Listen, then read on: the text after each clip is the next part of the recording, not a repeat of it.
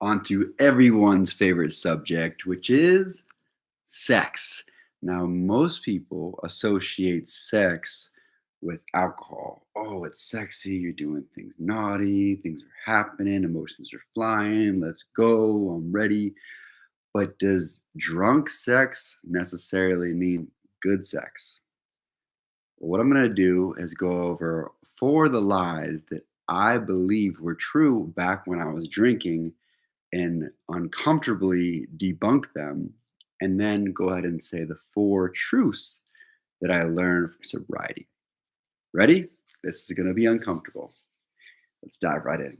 So, the first belief that I used to have when I was drinking is that I believed that sex was a numbers game, that the more people you had sex with, the more successful you were, right? Especially as a man. You have sex with a lot of women. Oh my gosh, you are the man. So it was how many.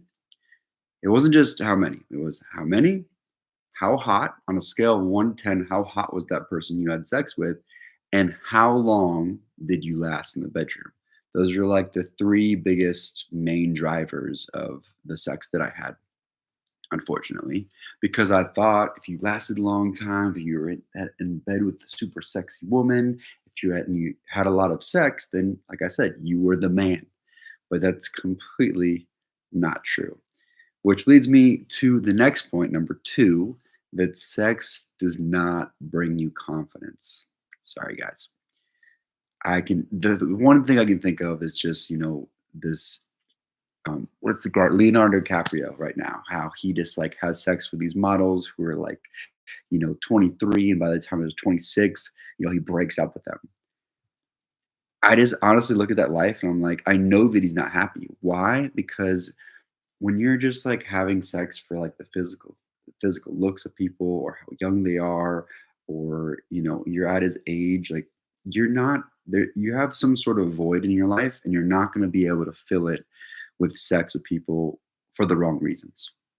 Believe me, I've been there, and there's so many other people, especially even people who are in rock and roll, that have sex with thousands of people, trying to fill the void they're never going to fill from sex. It is something that can definitely add value to your life, but in the right way. So, number three, the third lie that I believed when I was drinking is that abstinence makes you weak or prude. That was a belief that I used to have. I remember in high school, like making fun of other people, being like, dude, you haven't had sex with her yet? Like, wow, she's prude. You should dump her. I remember literally having a conversation like that with one of my friends, like saying those exact words. And like the belief now is like, no, like, abstinence is a super sacred act, and you should choose wisely who you exchange energy with, because there's a lot of repercussions that could happen. And if it happens with, somebody you're not really wanting to be involved with, and that can lead to troubles down the road. So abstinence definitely does not make you weak or prude. It just makes you selective. And that's a great thing. Four is being drunk. Oh, this is funny. Being drunk does not make you last longer or have better sex. That, to be honest, was one of my huge drivers when I got sober. Is one of the beliefs that I had is that I could last longer and perform better sexually while drunk. That was no joke, my belief. And I like was had it so strong in my head. I thought, no way could I last as long or could I be as freaky sober as I could drunk, until in the beginning it was uncomfortable. Going on dates was uncomfortable. Dancing with people was uncomfortable. Like kissing somebody for the first time was uncomfortable. But after I got over that hump, no pun intended, and I was able to have sex when it was my turn, like my time, then I experienced it from a completely different lens. And that's where I'm going to go ahead and go to with the four truths that I believe. Um, And yeah, one of the most important parts about sex that I've found, especially as a man, is to create a very safe environment for the person that you want to have sex with, or you want to get intimate with, whatever. Right? And once that person is able to feel comfortable and in order to like, go down this route with you, then if they're able to kind of like open up and to open up themselves like energetically, right? And the way you do that is what I've found through Tantra. I don't know if you guys know what Tantra is, but it's basically having conscious sex, right? One of the biggest things that a proponent of them is like kind of like a checklist on the things that you'd ask and talk about before you go through sexual or intimacy, right? Sounds kind of unsexy, but the reality is, especially if you're a man communicating these things to a woman, it actually makes them feel more safe, more emotionally connected to you, and actually is a big turn on for women, what I found. So basically, to be able to communicate before using, they have like a couple of different acronyms, but I'll just kind of go over just a little, go over it briefly. Like number one, like what kind of sexual health are you in? Like have you been tested recently? Now, it might be kind of awkward question, but when two people are able to exchange that information, like it's really something you should know. Number two, like the boundaries. What type of boundaries are you set? Like physical boundaries. Like I don't want you touching me there, or whatever. This is off limits.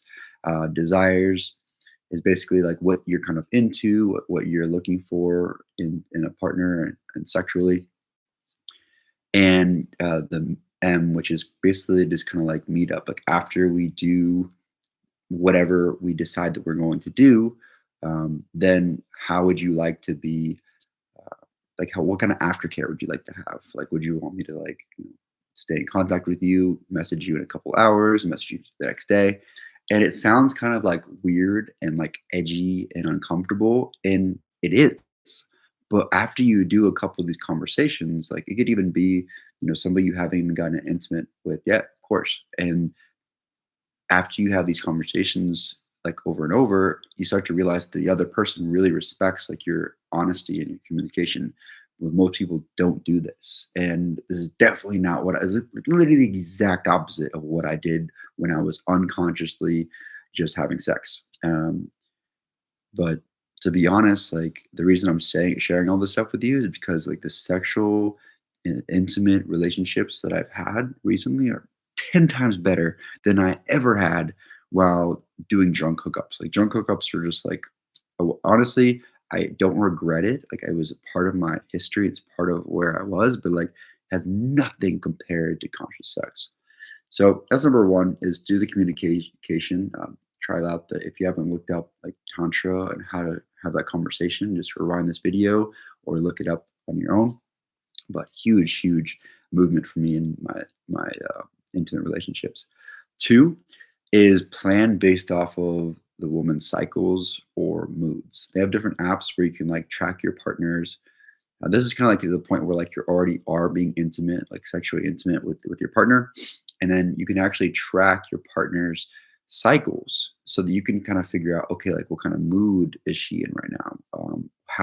How likely is it for her to be pregnant, right? So those like kind of things you could think about before you even hang out, or you can kind of like get a feel of like maybe she just wants to be like held, um, and like caressed instead of like going straight for it, and that's kind of based off of our cycles, which you're literally taking science and communication, you're putting them together into a beautiful experience instead of like this rift and this just pounding of energy and physical bodies. So the third one is to check in with boundaries and desires frequently. So it can be like if the boundaries and desires have changed, to be able to have open communication about that, right? To be able to be like, working through, oh, like I like this, I don't like this, do this, Valley. I don't want to get too detailed on here, but you get what I mean. Like what specific things do you like? What specific things do you don't like during intimacy as well? And the last one is to be able to communicate. Like when you're having sex or intimate relations with somebody, like it's almost like a conversation without even having to talk. And instead of just like going brute force into something with animalistic experiences, like just listen to what your body's saying and what your partner's body is saying as well.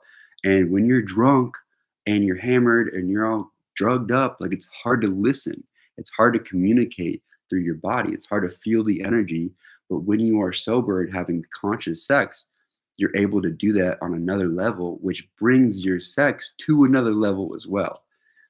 And the reason I'm sharing all this stuff with you is because I just got off the phone with my cousin, who's a little bit older than me, and I shared with him all these things. And to me, it's like second nature, right? It's just I just known all this stuff is just known. But when I kind of presented it to him, he was like, "Dude, I've like never heard about any of this stuff, and I'm really uncomfortable talking about this." And so I just want to let you guys know that if you do want to experience conscious sex on a different level, then communication is key. Even if it feels sticky or not sexy, just have the conversation. If you're feeling discomfort, they're feeling discomfort, make sure that that information is being able to flow so that it can bring your level of intimacy in your relationship higher, which brings your level of intimacy in the bedroom higher as well. So thank you guys so much for being here. If you have any questions, comments, and concerns, write them down below. I've never really done like a video like this, but I wanted to share it because it's something that I've dove really deep into recently. I want to be able to share what I've learned. So thank you so much for being here and have a beautiful night. I'll see you tomorrow.